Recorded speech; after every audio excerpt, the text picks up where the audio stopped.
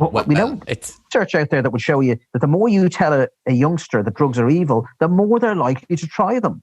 This is another thing that people understand. And the more they're likely to feel outcast or as a polyp to society. Stigmatized. If the one that I keep saying, it's that one time when they have to keep it a secret, and then it just becomes an issue. I honestly, I have an interesting view on psychosis and cannabis use and other drugs, and I think from my point of view, I'm interested to see that if it was legalized, and I hear what you say about the black market, quashing the black market. For me,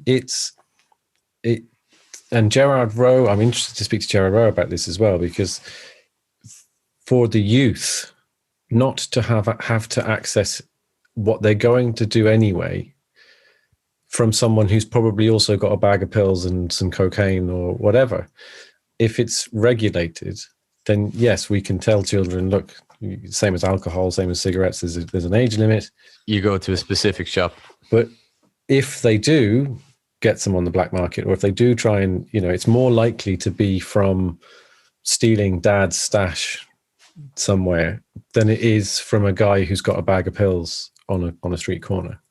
Yeah, because it may get rid of that level of criminality.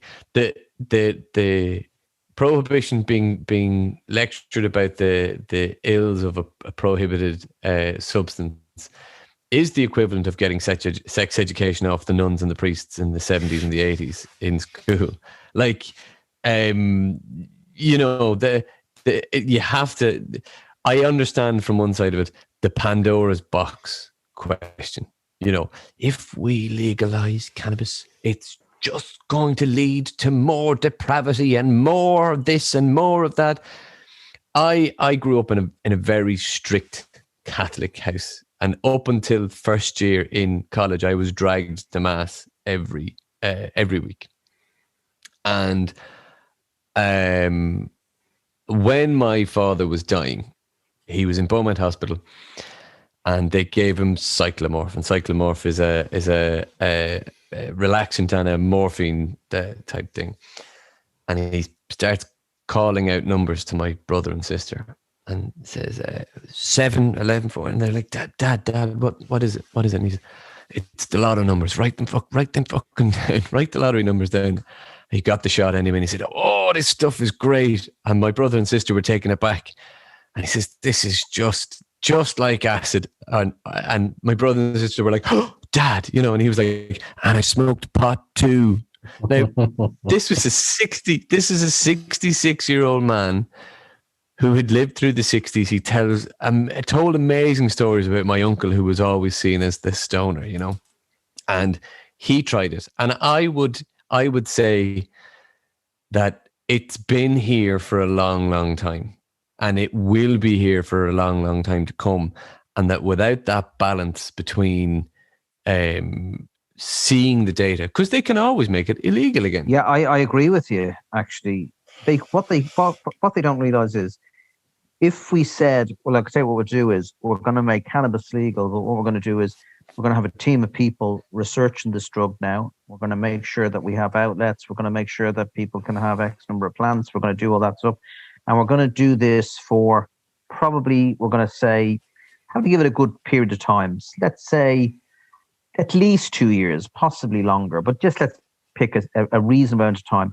And in that time, we're going to be really, because we really want to see, is this going to be the dens of iniquity opening, or is this actually going to be better? And we're going to compare it to any period of time when it was illegal and see what happens. Well, the first thing is the RTE website with seizures of cannabis. There wouldn't be any of those. So that's one positive straight away. We can assume that. But unlikely. And would there be a change in the number of cases of psychosis? Now, in order to do that, we would need to research that. We would not need to have a team of researchers on it. Now, there isn't very many people studying cannabis in this country. Bobby Smith is probably one of them. So we'd need some more researchers other than Bobby Smith. That's for sure. Okay. because what we need a wide range of research to see what those effects are, and we need to compare them at times when cannabis was illegal. Then we have defined endpoints. Well, yes, a start and a finish, an A/B test to see. At college like Trinity. Yeah, so one of the things will be addiction. One of the things will be one of the things we have to, well, a number of things we have to study. There's the financial and economic side of it. What are the KPIs? And that's both from the point of view of tax, the data points, revenue, jobs. We haven't, government, never talk about these things. They talk about jobs everywhere else. They won't talk about jobs in relation to cannabis, and there's a significant number of jobs that could be made. Then we can talk about the positive effects, and we can talk about the negative effects. Now, the other thing, the argument that never gets mentioned in all of this about cannabis is it seems taboo to talk about the pleasures of cannabis. It seems taboo. You're not allowed to talk about the pleasures. We can talk about the ill effects. Yeah. Talk about the medicinal side of it. But actually, people getting pleasure from cannabis is not allowed to be talked about. That's the most taboo thing of all. Yeah. Yeah, like it's funny because when you talk about the medical, we had Natalie and she was saying that some people have an edible in the morning or night to get to sleep or to deal with the day with anxiety. Look, it's a kind of fun thing to do, it's definitely, I can't imagine there's many domestics involved in cannabis use, bar like psychosis possibly, or she took the last of my 50 bag. Well, it's legal and it's and therefore it's considered uncouth, isn't it? Or it's at least it appears that you're letting a side down. Certainly politically, when all these people are jostling for the limelight, and in a political domain, no one can be seen to be breaking the law. Wow. Well, it's interesting though, isn't it? The night in Ming's Bill, which went on very late in the night. Where do you think all those politicians, many of them, would have piled into after that night? Yeah, the bar. Okay? Mm-hmm. To take what? A psychoactive drug, which is far more damaging than cannabis. We know that. I know that. Yeah. I treat more alcohol than any other drug by a mile in my own clinic. And the ill effects of alcohol are tragic. But yet it gets basically a dispensation. It gets that kind of green card. Yes. What you were talking about, it's okay to say you went out, and I don't think it's good to get shit faced on any drug. If I was kind of people about taking drugs, and I said you're allowed to do that now. We do it in our clinics. Take bloody less. We talk to people about how much they take. Like if you look at, say, a lot of the work Anna Liffey do and Merchant's Key, it's all about harm reduction. It's all about, have someone around you, moderation, who can ring emergency services if you go over, make sure that you have clean needles and all that sort of stuff. So we give those harm reduction pieces of advice all the time in our services. But it's sort of not allowed to be done in public. The idea that you could tell people to use a drug safely. There's still people out there, for instance, that just think taking a drug in any quantity is an addiction. There's actually that ignorance out there. They believe it's addiction. The vast majority of people who use cannabis are not addicted. Now, again, this does annoy me about the utterly pro cannabis group. They believe that there's no such thing as cannabis addiction at all. Well, the word addiction is very highly charged. Let me just use another phrase. There are people who take too much cannabis. And the other thing that kind of a lot of people don't realize is that cannabis in Ireland, I don't know whether it's an Irish thing, but cannabis is smoked with tobacco. I don't know who invented this. I don't know. The Brits do it as well, I think, but it's a real Irish thing, this thing of mixed tobacco. Yeah, makes it go further. I'll say that it's possibly due to the prohibitive cost of cannabis in Ireland. If it was a little bit cheaper, this is the difference between a blunt and a joint. A blunt is with tobacco and a joint is pure. Yeah. I recall a friend of mine saying that they had a pure cannabis joint, and we all doffed our hat to Mr. Fancy Pants. Like, oh yeah, must have got your bonus this month, did you? But yeah, like they're less worried about the tobacco generally being smoked with a roach rather than a filter than they are about the cannabis. Yeah, but you see, we're not allowed to give anybody any advice. This is the problem with illegal drugs is it's the Nancy Reagan approach, right? Don't do it. And I mean, the other thing people need to be really clear on is that if we legalized all drugs tomorrow, we're not going to get rid of overuse. We're not going to get rid of deaths. I would strongly believe, it's my own view, that the drug-related deaths index would go down. And it would take a while for this to kind of, even out a little bit. Filter through, yeah. I think so, yeah. There's always this kind of transition. But I know what would happen. If we made cannabis legal tomorrow, there will be all the people who hate cannabis will, and this is what really annoys me is, I mean, there are people who just hate cannabis so much that if it was legal and it was a very pretty picture, they'd make the picture ugly. They will find fault in it. And that's disingenuous. They did the same with the gay marriage referendum. Like, those who hated the thought of gay marriage were and it's like, it's just two people that love each other. Just people that love each other. I said we should outlaw asparagus. Asparagus should be illegal. And people were going, oh, it doesn't make sense. Well, look, you shouldn't be able to grow it. You shouldn't be able to buy it. I suppose the biggest thing is cocaine is taken from a plant and it's processed and it's made into cocaine. Heroin is taken from a plant, it's processed into cannabis is dried and smoked. That's it. Cured, dried, smoked, grown. Yeah, to the pro or the consumer, it's basically tea, isn't it? Well, to the anti people, it is the devil's tea. It is even if they know nothing about it. And I suppose in a democracy, we are in a situation where people can vote on things they know nothing about. And that's why another reason why I wanted to talk to you, Garrett, is this: there are more and more people who are not afraid to stand up for something, even though you've said right from the start, you're not trying to sugarcoat it. You're not painting a pretty picture about this. However, what you are doing is saying, these are the facts that we have. These are the assumptions that we have.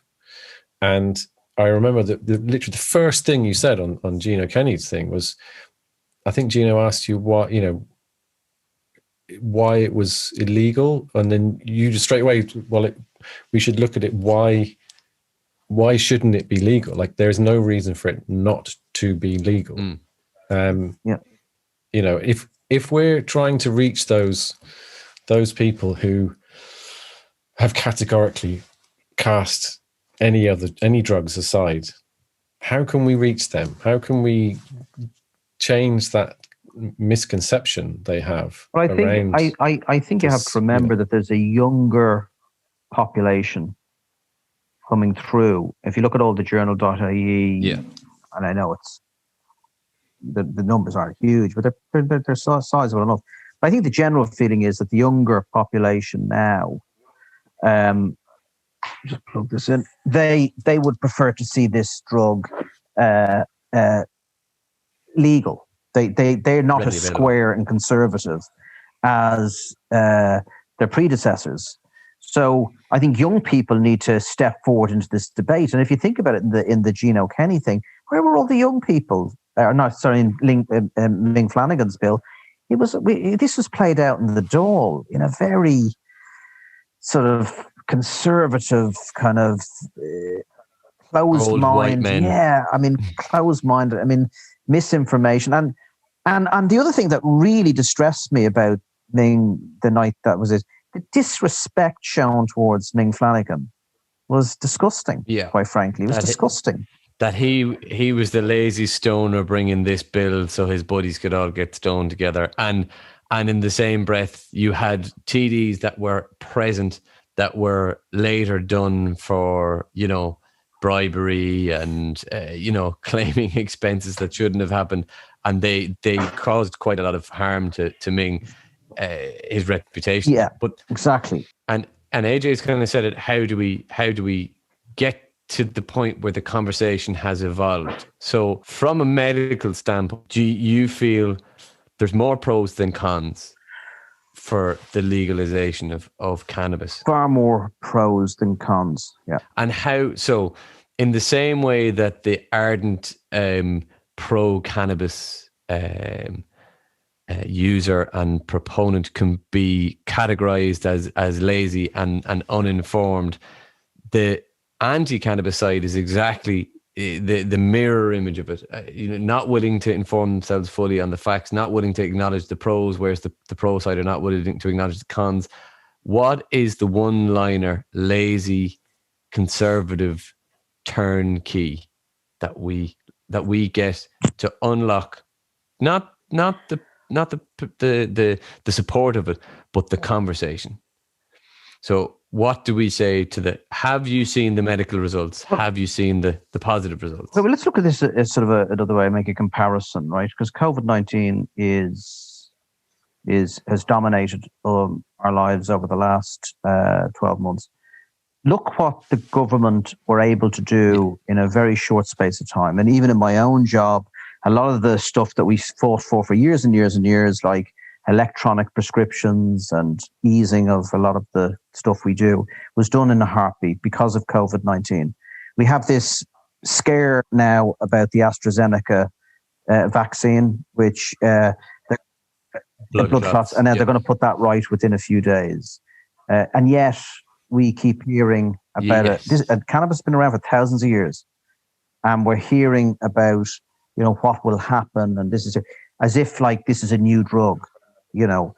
So it goes to show you that when it suits the government, they will do exactly what they want. And I think one of the problems we have is, let's just cut this down to a sort of a small,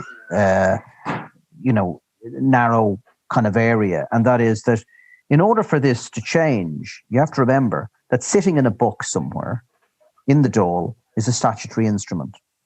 And politicians write statutory instruments. So they can change statutory instruments. They can do it. And they choose not to. And they choose not to for self-serving reasons, in my opinion. They believe that if they change that statutory instrument, they will get voted out. And they don't want to be voted out. So they want to stay in. So for self-serving reasons, yes. To keep their jobs. For self-serving reasons, they won't change it. Now, they've made the assumption that changing it will be bad. Now, can you imagine that, like, Frank Fegan is the new Minister for Drugs? And if you look at, say, Micheál Martin, his legacy as Minister of Health was the smoking ban, which largely nobody disagrees with. Everybody, I don't know anybody who says, being exposed to passive smoke in a restaurant. Nobody's batting an eyelid in that. There's no riots. There's no dissenters, really. Some of the smokers were moaning and whinging. And the publicans who were giving out about it got an extra 25% floor space by adding on a beer garden without any rates. But even the majority of the smokers were glad to. Exactly.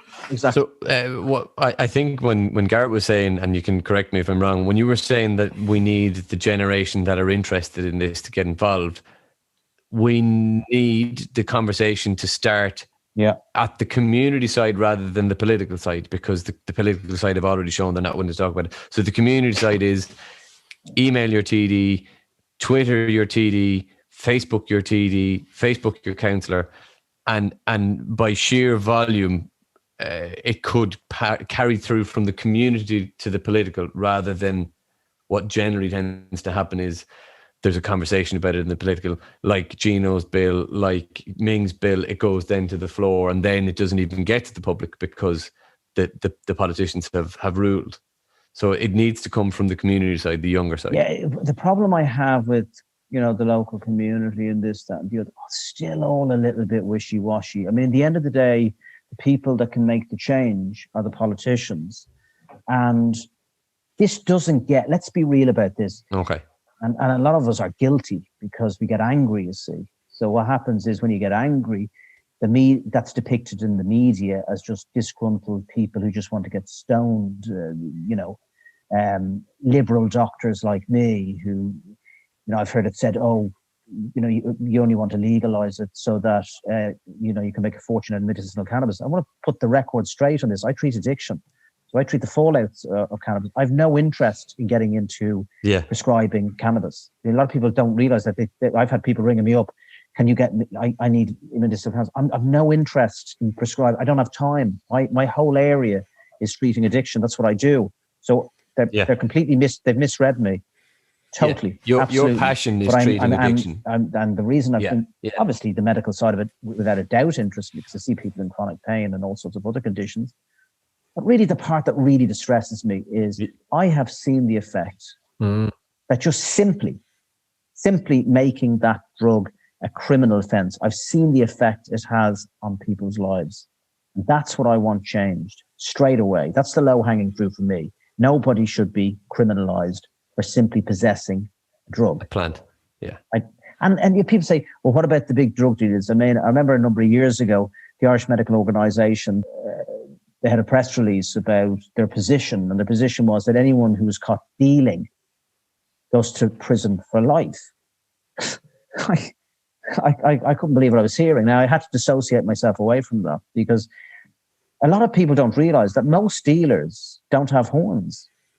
Most people I treat will deal at some stage. Everybody thinks that it's the Christy Kinahans and the Forerunners. That was Larry Dunn and all those guys. They always think that drug dealers are people that are evil and horrible. Most of them are normal people like you and I, believe it or not, dealers. I treat people who deal. It's a pyramid scheme. It is a pyramid scheme. That's a good way of looking at it.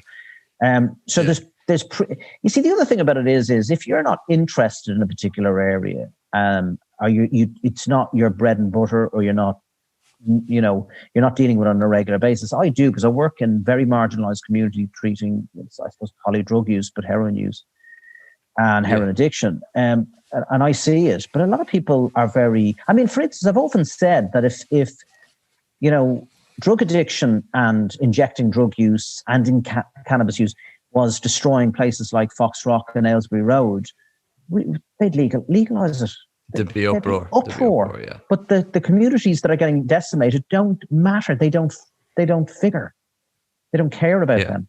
And so it's not, the drug isn't the problem. It's the fact that it's illegal.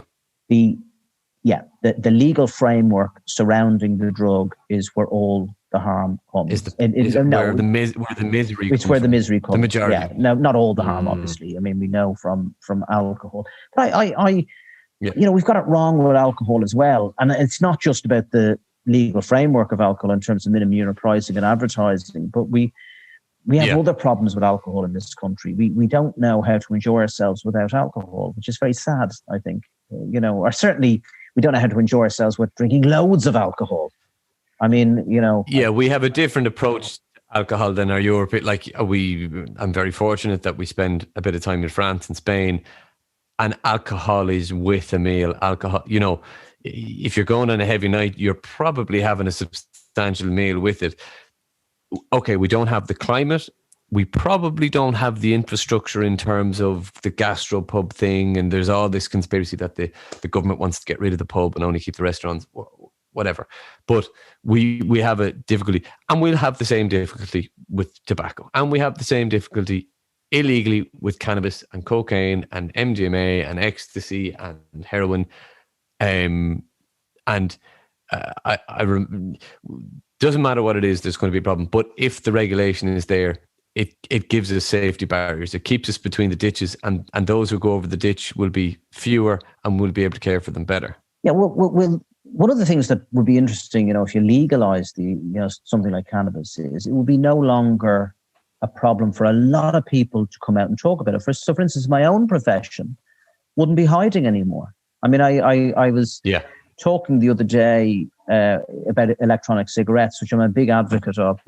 Tobacco is a horrendous addiction, and It kills a lot of people, as we know. And one of the things I put up on Twitter, which you could equally talk about with cannabis, is I said something like, I can accept that there are doctors who believe that electronic cigarettes cause the same amount of harm as smoking. I can accept that. Yeah. But what I can't accept is that there are doctors out there who don't believe that, but stay quiet about it.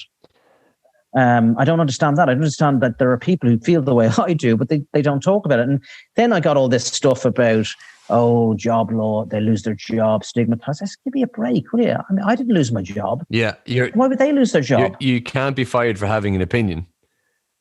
You can't. And not only that, it's a pretty strong opinion. It's a good one. Yeah. It's backed up by research and stuff. So, this idea that if you say it, I mean, I went into the Irish Medical Organisation. We put motions on every year and they always get passed, actually, but you have to kind of couch them in a particular way to kind of bring people along. And outside, they don't put up their hands. Yes, we go along with that motion about cannabis, about medicinal cannabis. And then outside, I'd almost be pulled into an alcove. They can't be seen talking to me.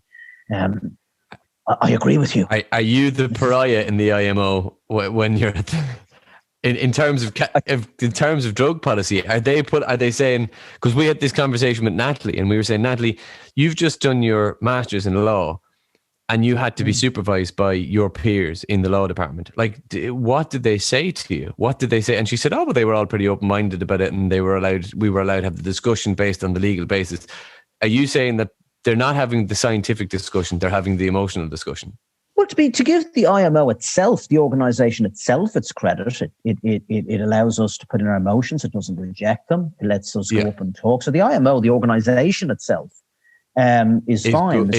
Is fine. They allow us to have that debate down there, and we get these motions passed. I mean, we realise that we very rarely will put in a motion that tomorrow we want cannabis legalised. We know that's going to get rejected, but it's just that when people talk to me, they kind of watch who's coming to say, I agree with you, but I don't mince my words. I said, don't give me that shit. I can't say that in public. One guy came out and in the IMO, this is a true story. And I watched him and he came out and said, I totally agree with you. And one of the things I noticed about him when he was in there, when we put the motion forward and you have to show of hands, I said, that's strange. I said, you didn't put your hand up. I didn't want to put my hand up because, you probably all know the optics. Yeah, so the optics of it. And I said, well, I usually poke fun at them. I just say, well, don't talk to me then. I'm not interested unless you're going to come out, unless we're going to make change. Because I'm up in that pulpit to make change. Yeah, to help. And you're telling me you support me. Well, let me tell you, that don't make me feel any better. Okay, because you may as well just walk past me. Yeah. To know you're hiding that conviction and that belief. And yet in there, you're doing the opposite. Yeah. Sorry, we call that talking out both sides of your mouth. I'm not having that. Yeah, and it's unfair then to say it, to take the time to say it to you and not take the time to raise your hand. Yeah, absolutely. And you see, the thing about it is it's the fear. It's always the fear.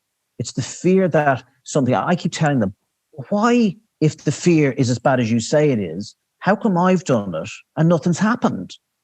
I've got my salary. I've got my job. I run my clinic. I'm able to go on the media. I've been on News Talk a few times and talked about this. I haven't lost my job. So how come that's okay? And yet, I must be a good role model for you not losing your job. Yes. Yeah. Look, I know it's not as simple as that. I know people feel intimidated and stuff like that, but you have to make a stand. If you feel a way, a particular view on things, say the particular view. There's not support for that view. And do you feel we'll protect them? Do you feel that the media approach you as there's no other way to phrase it, the weed doctor? Like when we were talking to Natalie, she was the weed girl in college, the weed lady. I can just imagine George Hook going, Garrett. Now, you love the wacky backy, don't you? Automatically trying to take the conversation to the lowest level. Well, funny enough, I've been on George Hook a few times over the years, and believe it or not, he was one of the better ones. He was at least he's allowed open. me to talk, and I don't know, I haven't listened back on these things, but he was okay. So they don't attack you straight away for being Must remember, pro-legalization. Most people, even in the media, will accept, and again, they probably don't say this openly, that cannabis is not that big of a deal, really. It's not that big of a deal. Hold on, weed is only what it is. I mean, this guy has said heroin should be, well, I believe it should be medicalized. I certainly wouldn't have it legalized, just where anybody go to a shop and get it. That's my own view. I'd like to see it medicalized. But coke, tricky, but it could be done. I think it could be done. They're doing studies on MDMA for veterans. They're doing studies on psilocybin mushrooms. There's an incredible mushroom biologist called Paul Stamets, and he talks about the mycelium. They actually named a character in the new Star Trek series after him because he's such an influential guy. So there is all these, and AJ has brought it up on a couple of occasions, and we always ask him to take off the tinfoil hat.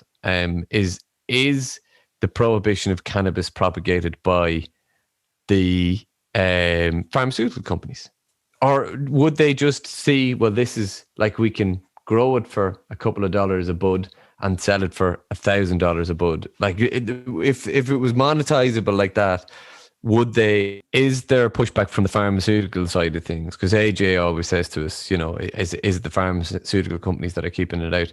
Surely if they could monetize it, they would, because it's got to be cheaper to buy than the raw material. If you look at the tobacco industry, tobacco have now got in on the electronic cigarette. I look in kind of electronic cigarettes and tobacco a little bit like, the analogy is not great, a bit like Coca-Cola and Diet Coke. I mean, Diet Coke's a bigger seller now than Coke, sugary Coca-Cola. And it's that about it. Okay, a lot of people would say, well, maybe there's stuff in there that causes cancer. Who knows? But it's certainly not sugar. It's certainly not, contributing to diabetes and things like that.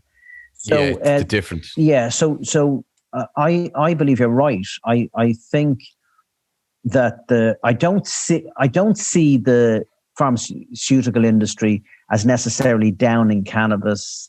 I don't hear an awful lot from the pharmaceutical industry, if I'm honest. It's like the medical profession generally that are kind of downing it. But you're right. Yeah. I mean, if, we relax the laws on it and we made cannabis legal, all of the whole shooting match, the pharmaceutical people are not idiots. They're big people with billions behind them. They'll likely get in on the act, like probably everybody else will get in on the act. So I don't know. It's not. Yeah. I never really bought that kind of idea that the pharmaceutical industry are downing it. I don't know. I mean, we can talk about all the. My own view about cannabis is the history of cannabis, and particularly cannabis use in the 60s and Woodstock and Richard Nixon. I don't think it's shaken off that image of that demotivated person, Charles Manson, and all the terrible things they did, and all that sort of stuff. It's never shaken off that image. It's always that image of people with long hippie beards and bohemian sort of existence, and not doing very much else with their life. And I don't think he's shaking it at all. Not the executive stoner or the person who partakes in the evening time or out of a weekend after a long week and just says, do you know what, I want to have a glass of wine, I'll have a joint.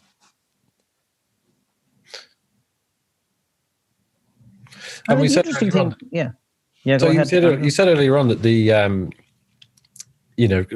from what you were saying, like two of the big things that are standing out for me from a political point of view, you're saying that, and I agree that there's not much of an appetite in politics for them to legalize it, just because there's other things that they're better occupy their time, and that they'll only do it if it wins them votes or it makes a lot of money. So I think that's where I was going with the farmer thing.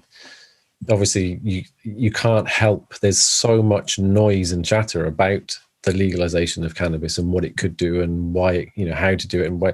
But a lot of it's just smoke, pardon the pun. But yeah, ultimately, the from a political point of view, is it going to make money and is it going to get bums in seats?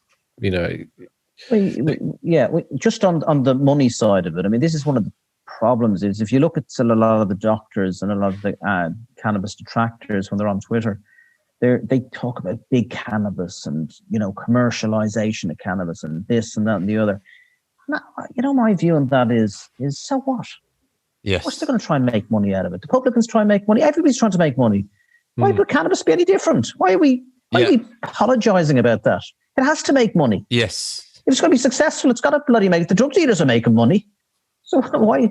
What's that all about? This business of, oh, no, let's shy away. And I've heard some of the cannabis people, I don't know if it was on the Gino Kenny one. There was one on last week. I don't think I was at it, but I think, oh, no, we can't have commercialization of cannabis. No, we're against that. We want this for us, for the small grower and this, that, and the other.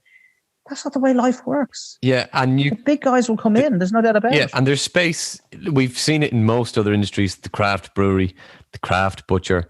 You know, during the first lockdown, my wife found a small pig farmer that rears his own pigs, and so we'd get a delivery on a Saturday morning with ribs and sausages and, you know, pork chops. We could have gone to the discount supermarket, the big butcher, but we didn't. So, and that's you know. We live in a capitalist world. It's not even a society anymore. It's a world of capitalism, because we've got China, America, you know, Europe, all these powers that come into it, South America, all the different aspects of it. And as you said, everyone wants to make money.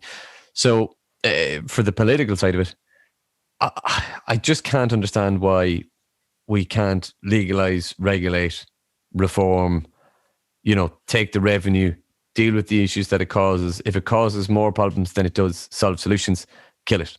Right, lads, we tried it. We gave it a shot. You know, I totally agree with you. You know what I'd love to be? Sometimes I would love to be a fly on the wall when cannabis comes up in Dáil Éireann, you know, we might call it the cannabis issue. Yes. I'd love to know what they are actually saying. Like, there must be somebody in there with a maybe kind of eye on the economy and where COVID-19 and the hole in the economy.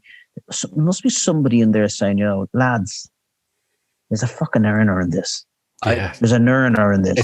I'd love to imagine it as a Cheech and Chong episode where they're, you know, Mihal is passing the toke to Leo and he's like, yeah, I like the last one better, all right. Yeah, Simon, you know, and just testing out, because look, let's face it, this is going to be controversial. If they drug tested in Dáil Éireann in between, you know, 2002 and 2008, and I'm not disparaging, I'm not flying names, but it's the same if you took 100 people in any group and tested them for drugs, what you would come up with is, you know, is the same numbers probably across the divide. And like you're saying, that there's doctors that will put their hand up behind the curtain and then won't put their head above the pulpit. There's definitely politicians that are like, do you know what? I don't really care about weed. It doesn't really bother me. I know a few lads that smoke it. They're all grand. You know, if it was up to me, lads, I'd say yes, but I can't, you know. Yeah. Only now they're going, well, there's Brexit. So that's potentially going to cause some problems. We didn't go with the austerity model for not yet. We're spending our way out of the current recession and economic downfall. Yeah, and someone in there somewhere has got to say, do you know what?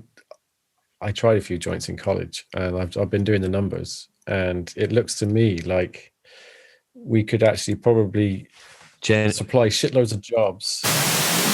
People like cannabis. People like taking the drug. Yeah. So. Yeah.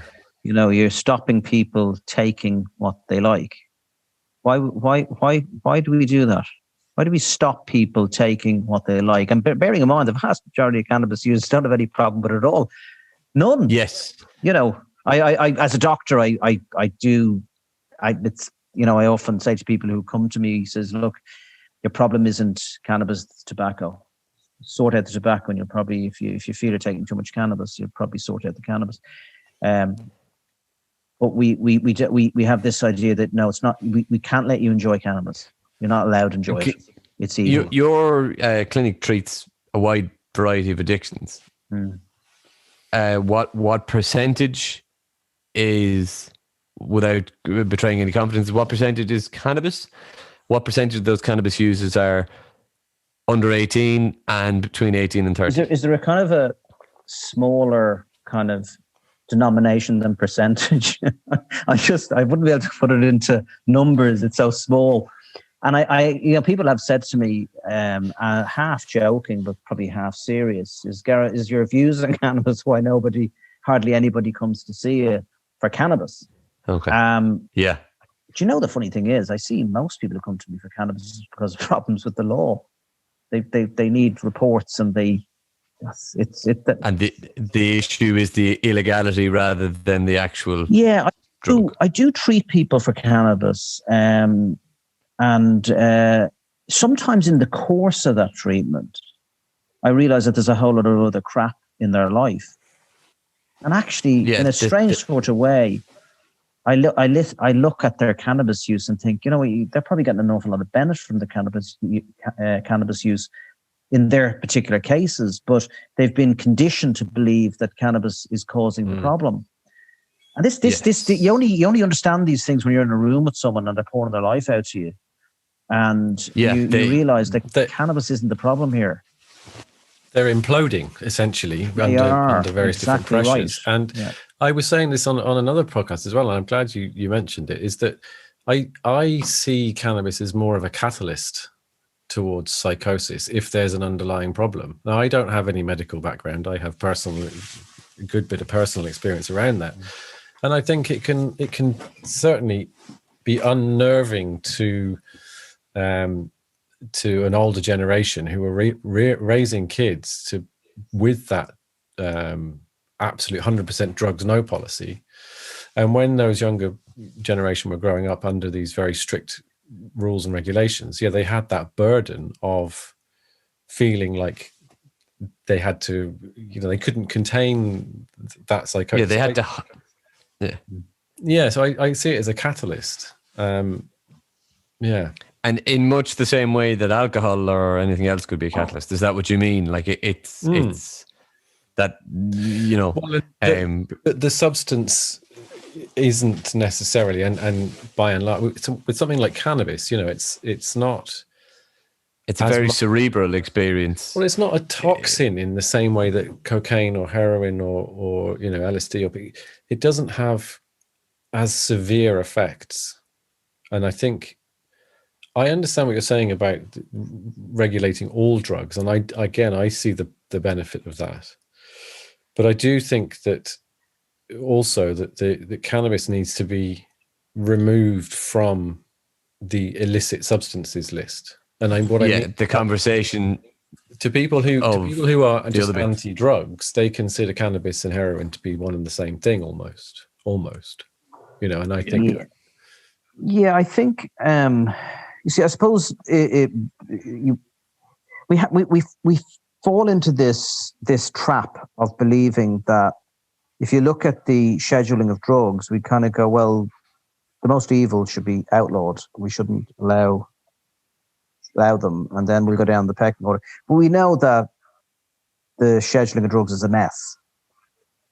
But I look at this another way and say that I think the most nasty drugs should be regulated for the very reason that they cause the harm. I mean, if you look at, for instance, heroin, and you look at the countries like Australia, like the Netherlands, like Switzerland, among others, that have medicalized heroin. So this is otherwise hard to reach heroin users who don't, rehab doesn't work, opiate substitution treatment hasn't worked very well. And then you bring them in and you give them the very drug that's causing the problem, and you give it to them in a safe environment. What we know from that is that they do better. They don't get HIV. And mortality is less. And mortality is less. And the sky doesn't fall in. So when I talk about regulating heroin, that's the model I'm talking about. So a lot of people, right. I heard Aon O'Riordan once say, we're talking about decriminalizing drugs. I'm not talking about, legalizing heroin. But I've made the point to Aon. He says, well, and I've said it on Twitter, and I've posted stuff about, regulating cannabis is not opening the corner shop and allowing anyone just to go in and get needles and shoot up heroin. That's not the way it works. But it works very, very well. We know it works very, very well in the countries where that is. Yeah, it's not the putching still. No, absolutely not. So I would argue that we have this, I don't know what I would call it, but there's this competition between drugs where, some drugs we should demonize even more in order to, there's a drugs fight going on within drugs, within cannabis and heroin and cocaine and other stimulants and LSD and all that sort of stuff. And I don't think we should look at it that way. We should look at these drugs as separate drugs. They are separate drugs with different effects. And we need to make that drug use safer. The first thing, the one thing I would say is we know that regulating drugs is not going to stop drug use, not going to stop addiction, none of those things. But without a shadow of a doubt, it reduces stigma, it increases the chances of better research, and it opens conversations. You can't talk about drugs. Now, like somebody who has a heroin problem, for instance, they can't talk about that. I have patients coming to my clinic. I remember one time when I opened my clinic in 2011, I moved from another clinic to that clinic, got refurbished. And one of the guys, it's in Dundrum Main Street, my clinic. And a guy came down to me and rushed in the door in a panic when he found out where the new clinic was. And he said to me, "Oh, Jesus, no, I can't come here." I said, "What's wrong with you?" "You know, the flower shop across the road, my mum's best friend is in the flower shop. She runs the flower shop." And I said, "Yeah, I can't be seen to be coming to the addiction clinic." And I said, "Well, this is a very discreet clinic. This, because there's also physiotherapy going on in my clinic. It's very, look, time, the sands of time have shown that nobody even knows my clinic is there. This is the interesting thing. Yes. This is just a doctor's surgery where people come in, they go out, and nobody bats an eyelid. No, on that subject, just to give you another, just to feed into that, when I opened the clinic, just before it was finished, Eamon Ryan was the local TD for the Green Party. He had his little office next to mine, and his PA rang me and said, "We're all local businesses are up in arms. A methadone clinic is opening up." Da, da, da, da, da, da. And I said, "Well, it's not a methadone clinic." And he said, "Well, can you meet some of the business owners?" So there was an O'Brien's coffee shop across the road, it's long since gone, and I went in to meet them. And when I arrived, they were all sitting down and they were all chatting away, but they didn't know who I was, so they didn't recognize me. So they thought I was one of the business owners. So they were all going on, "Oh God, I saw the workman. There's going to be a load of junkies around the place now. When oh God." And then next of all, Eamon Ryan comes in. He did recognize me, and of course they were all kind of crying their soup because they felt terribly embarrassed. But one of the interesting things about that, they said, "We can't have a methadone clinic around here," and blah, blah. One of the most vocal, funny enough, was the local off license, the laugh of it. And they asked me, I said to them, "You know what I don't understand?" This was in 2011. I said, "You're up in arms over something that you don't need to be up in arms over, okay? You think there's going to be loads of people around the street dealing drugs. I can assure you, I wouldn't tolerate that. That's the first thing." I said, "But I don't understand one thing." I said, "You see Dundrum Library, which was literally a few hundred yards away?" And they said, "Yeah, what about Dundrum Library?" I said, "You see the little health centre in the back of that?" "Yeah. Yeah, a methadone clinic has been running since 1998 in that building, and I run it." And they said, No, you're mistaken." I said, "I'm mistaken. I run the clinic. There's no methadone clinic down there." "Oh, I see. So you didn't know there was a methadone clinic down there?" I said, "There is a methadone clinic down there." I said, "You didn't know there's a methadone clinic down there because it's discreet and we treat people humanely. And there wasn't any dealing. So the sky isn't going to fall in." And I had that conversation with them and I left. And 10 years later, I've heard no complaints whatsoever. The sky doesn't fall in. People don't realize that what you think is going to happen you only think it's going to happen because you're conditioned to believe it's going to happen. When it doesn't happen, and then you realize, it's in your own mind. In your own mind. You're exactly. And I think it's the same with cannabis. Everybody thinks that there will be, people getting high in the street and people falling over, and that nobody will, get out of bed in the morning and the economy will fall down. Quite the opposite.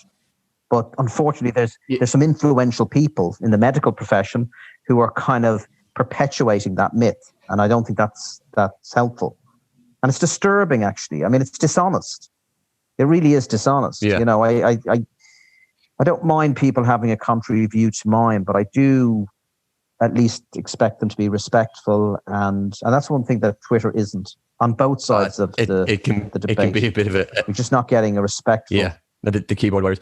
I think that puts the point very very well, and you have the conversation, open your mind to accepting somebody else's point of view, realizing that the worst thing that could happen is feasibly just in your own mind, and that the conversation about cannabis reform, regulation, and the same for other drugs that may come in time after that is only about keeping people safe, harm reduction, and it's not about everyone getting blitzed and having orgies in the bushes like the 60s that shun. That the conversation needs to start with an open mind and the thought of what we can do to better for each other rather than detract from their medical needs and their own pleasures. Yeah, well, you see, that's part of the problem. You know, I work in addiction. And the idea that I want people to get more addicted. Some people be cynical and say, "Well, you want more people to get addicted so that you make more business and stuff like that." I said, "Listen, whether the drug is illegal or otherwise, there will always be people who take too much of it. That's just the way it is. I wish it wasn't that way, but you must remember there is another debate, and that is, why are people getting addicted then? You know, there's a lot of pain and a lot of hurt out there, and some people are just a little bit more predisposed with than others. I treat that and I try and, reduce the toll of it and the impact of it, which is great. I'm in a position to be able to do that. But most people don't really care about that. When it comes to cannabis, it's convenient to think that this drug is a terribly horrible drug. So if you see another article, I mean, there was an article put up on Twitter last week, I think it was by Bobby Smith, about a man who decapitated his mother, I think. Yes, and had a drug debt of 7,000 euros. Now, Bobby received an awful lot of abuse over that, right? And I didn't agree with, I have to say this, I didn't agree with the comments that were coming his way. I just thought it was horrible, right? The way that was done. There are ways of disagreeing. There's no doubt about it, in my opinion, that some of the criticism being that he cherry-picked cannabis out of that, and then I think he quoted Judge White. I think that's a bit dishonest to do that, to pick cannabis as the smoking gun in a very deplorable scenario. I would say that, but I wouldn't be disrespectful about that. I'd have a debate about it. Yeah, and come to it with reason. And I don't like the way people attacked him. They called him deranged. And I know some of these people, and I don't know. I mean, I didn't feel good about that, I have to say, and it doesn't help the debate. It channels in to that whole belief that people who either use cannabis or believe that cannabis has benefits are bad people in some way. They're people who just abuse people, to use your phrase, the keyboard warriors. And these are not. They're just angry. They're very, very angry when things like this happen, because we're stuck in the mud in relation to cannabis. It's not going anywhere at the moment. Yeah. It's still illegal. I mean, people need to understand that. Is we've made a lot of, the old phrase is all fur coats and no knickers. Yes. We've made an awful lot of progress in some ways, but a lot of it is the feel good factor. But other than the feel good factor, we've done, we've really done really well. We did, Ming's bill and Gino's bill will come in. We haven't done anything. We haven't started the race. Well, I don't think we have really. It's definitely, and it's been great to have you on as a pro cannabis, I suppose, activist to a certain extent, but pro legalization and reform. We always want to hear from, and it's very easy to get caught in an echo chamber for us. And for any of the listeners who are against it, and I'd love to talk to some of the high profile anti-cannabis activists so that we could start the debate and have the conversation. So anyone that's been listening tonight, I think the takeaways for me is that we need to treat the problem of it being illegal. We need to look and see that other people need help, be it medically, be it psychologically, be it to have a release at the end of a day, at the end of a week, and to start the conversation. And for those younger listeners that have the longevity, I suppose, and the potential to be able to see this movement forward. Is everyone else getting distortion on that signal there? Yeah. There's just a bit of a crackle That's in that. the anti-cannabis That's people. the getting in there, John. anti-cannabis. They're in the wire. Anti-cannabis. The keyboard warriors have hacked in. But yeah, so for anyone who's listened, we just a massive thank you to Gareth McGovern. Gareth, can you tell anyone who's listening how they can follow you, how they maybe can support you, and where they can find you, even if it's in case that they may need your services outside of cannabis or anything like that? Yeah, so you will get me on Twitter, Dr. Garrett McGovern on Twitter, Addictions PMC. I'm beginning to forget my own. I think it's Addictions PMC, and I'm on Twitter quite a lot.